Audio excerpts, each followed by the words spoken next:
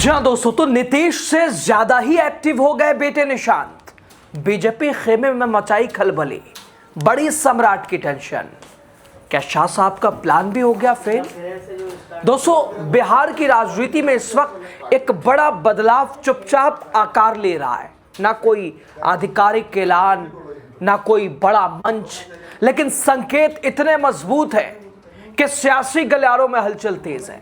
क्या जेडीयू में नई कमान तैयार हो रही है?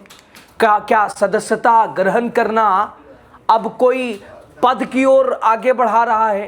क्या मुख्यमंत्री नीतीश कुमार के बाद अब पार्टी की बागडोर उनके बेटे पूरी तरह से संभालते हुए नजर आएंगे निशांत? और सबसे बड़ा सवाल, क्या यह सिर्फ संगठनात्मक एक्टिविटी है या फिर बिहार की सत्ता के लिए एक नई रणनीति है जिसमें कहीं ना कहीं भारतीय जनता पार्टी के बढ़ते हुए प्रभाव को संतुलित करने की भी कोशिश है?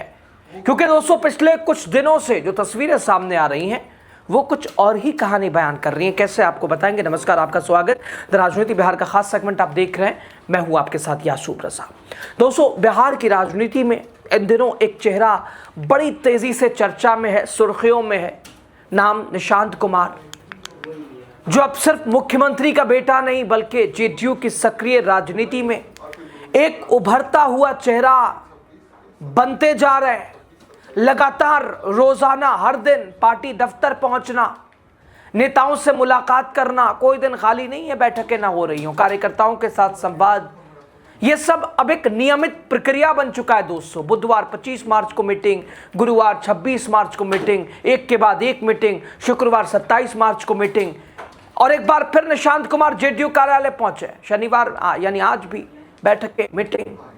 दोस्तों, 27 मार्च जहां उनके साथ मौजूद रहे पार्टी के प्रदेश अध्यक्ष उमेश कुशवाहा, राष्ट्रीय कार्यकारी अध्यक्ष संजय झा। दोस्तों, जहां नीतीश कुमार के एमएलसी पद को छोड़ने की चर्चाएं, और छोड़ना ही होगा, और महज 24 से 48 घंटों में पद नीतीश कुमार विधानसभा, विधान परिषद की सदस्यता छोड़ देंगे। लेकिन मुख्यमंत्री पद छोड़ेंगे या नहीं, इसके ऊपर सवाल है। और इन तमाम चीजों के बीच जेडीयू की तैयारी कुछ और बता रही है, बीजेपी का प्लान कुछ और सेट था, लेकिन जेडीयू के बढ़ते लगातार इधर उधर बैठकें, लगातार कुछ ना कुछ, जिससे बीजेपी की टेंशन बढ़ रही है। वो प्लान आगे इंप्लीमेंट हो पाएगा या नहीं, इसके ऊपर भी सवाल है। निशांत, बैठक में संगठन की मजबूती पर चर्चा, लेकिन सवाल ये, क्या ये सिर्फ संगठन की समीक्षा है या कुछ बड़ा पक रहा है? सियासी खिचड़ी, नीतीश और नीतीश का प्लान, नीतीश का वो दिमाग, क्या वो पका रहा है, क्या सोच रहा है? दोस्तों, निशांत कुमार का ये लगातार एक्टिव रहना नीतीश कुमार से ज्यादा सिर्फ एक राजनीतिक एंट्री नहीं माना जा रहा है, बल्कि इसे उस बड़े बदलाव की शुरुआत के तौर पर भी देखा जा रहा है जो आने वाले समय में बिहार की राजनीति की दिशा तय कर सकता है, बीजेपी के सामने खड़ा हो सकता है, माने जैसे नीतीश खड़े रहे। दोस्तों, जेडीयू के प्रदेश अध्यक्ष उमेश कुशवाहा ने साफ कहा, निशांत कुमार पार्टी की गतिविधियों को समझना चाहते हैं, समझ रहे हैं। कार्यकर्ताओं से सीधा संवाद करने के लिए लगातार दफ्तर आ रहे हैं। तिरहुत प्रमंडल के जिला अध्यक्षों, प्रखंड अध्यक्षों के साथ बैठक, उससे पहले सारण प्रमंडल की बैठक, अलग अलग प्रमंडलों की बैठक, अलग अलग कार्यकर्ताओं से मुलाकात, अलग अलग पदाधिकारियों से मुलाकात, यानी एक एक कर पूरे संगठन का फीडबैक भी लिया जा रहा है। सवाल ये उठना है, और ये उठना भी लाजमी है, क्या ये फीडबैक भविष्य की किसी बड़ी रणनीति की तैयारी है? क्या नीतीश का प्लान एक्टिव हो गया? इधर दोस्तों, दूसरी तरफ मुख्यमंत्री नीतीश कुमार के भविष्य को लेकर अटकलें तेज है। क्या वो सक्रिय राजनीति से दूरी बना सकते हैं, या राज्यसभा जाएंगे, बिहार छोड़ देंगे, बिहार की कुर्सी से अलग हो जाएंगे? और अगर ऐसा होता है तो बिहार की सत्ता का कंट्रोल किसके हाथ में जाएगा? तैयारियां जेडीयू की बता रही है कि नीतीश चाहते हैं कि मेरे बाद जो मेरी भूमिका है वो जेडीयू और खास तौर से निशांत कुमार अपना लें। और ये तैयारियां, ये बैठकें, ये मीटिंग, ये घटनाक्रम ये बता रही हैं कि उसके लिए तैयारियां जोरों शोरों से चल रही है। सबसे बड़ा सवाल और राजनीतिक ट्विस्ट यही सामने आता है क्योंकि एनडीए में सहयोगी होने के बावजूद बीजेपी की भूमिका लगातार मजबूत होती दिखाई दे रही है। बीजेपी का सपना संभवतः पूरा होने के कगार पे है। तो क्या नीतीश और जेडीयू वो सपना पूरा करने देगी? क्या वो सपना पूरा हो जाएगा? ऐसे में सवाल उठना भी दोस्तों लाजमी है। क्या जेडीयू अपनी ज़मीन बचाने के लिए अब नए चेहरे को आगे कर रही है? यानी एक तरफ निशांत कुमार का लगातार एक्टिव होना और दूसरी तरफ बीजेपी का बढ़ता प्रभाव, बड़े भाई की भूमिका, पूरा पावर बिहार पर, बिहार कहाँ से चलेगा? और ये क्या दोनों चीज़ें एक ही कहानी के दो हिस्से हैं, एक ही सिक्के के दो रुख हैं? और पूर्णिया सांसद पप्पू यादव ने भी इसी पर अपनी बात रखी थी। उन्होंने भी साफ तौर पर कही रखा था कि दिल्ली से नहीं चलना चाहिए बिहार, याद रखिए। और बयान राजनीतिक बहस का केंद्र बन चुका है। वो कह रहे हैं कि बिहार में ध्रुवीकरण, बिहार में हिंदू मुसलमान, बिहार में वही जो और राज्यों में हुआ है, बीजेपी शासित राज्यों में, वो बिहार ना हो, याद रखिएगा। और ये आपकी जिम्मेदारी, आपके ऊपर ये भूमिका है। अगर ऐसा होता है जिम्मेदार आप होंगे। यानी पप्पू यादव ने चेतावनी दिया है और जेडीयू भी उसी एक तरह से लाइन पे आगे बढ़ रही है कि नीतीश जो भूमिका बीजेपी के सामने अपने आप को उन्होंने रखा है, पेश किया है, जेडीयू और निशांत वैसे ही, और निशांत भी वही समझना और परखना चाह रहे हैं। दोस्तों, क्या वाकई बिहार की राजनीति पर दिल्ली का असर पड़ रहा है या क्या बढ़ेगा? क्या दिल्ली ही अब कंट्रोल करेगी?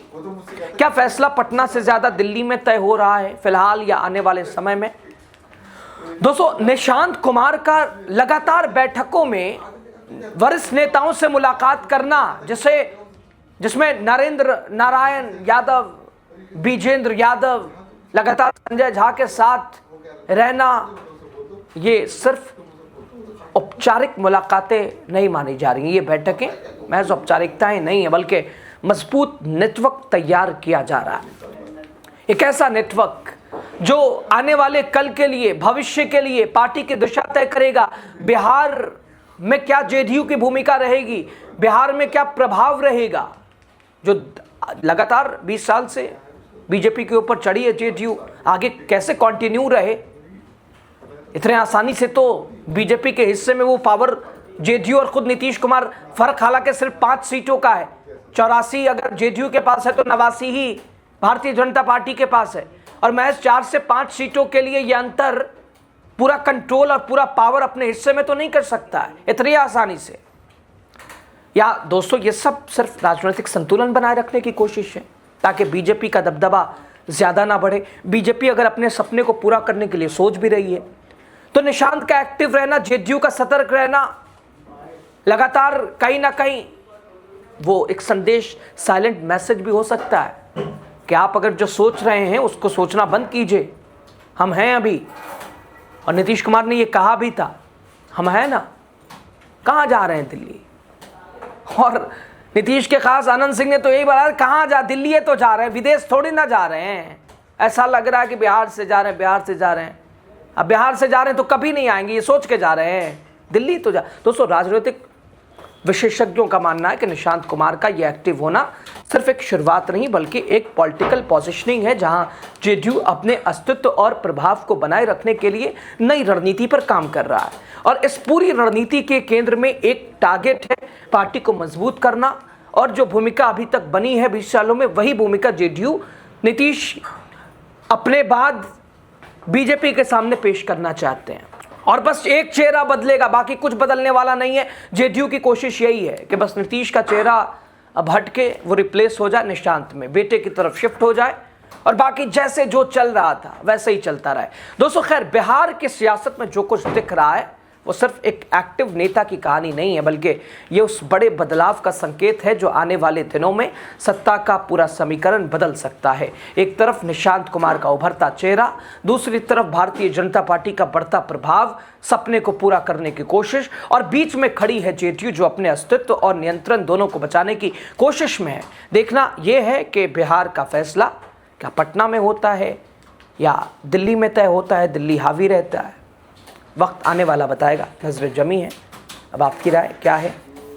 आप भी ज़रूर अपनी राय दीजिएगा। लास्ट तक आप बने रहें। आपका बहुत शुक्रिया।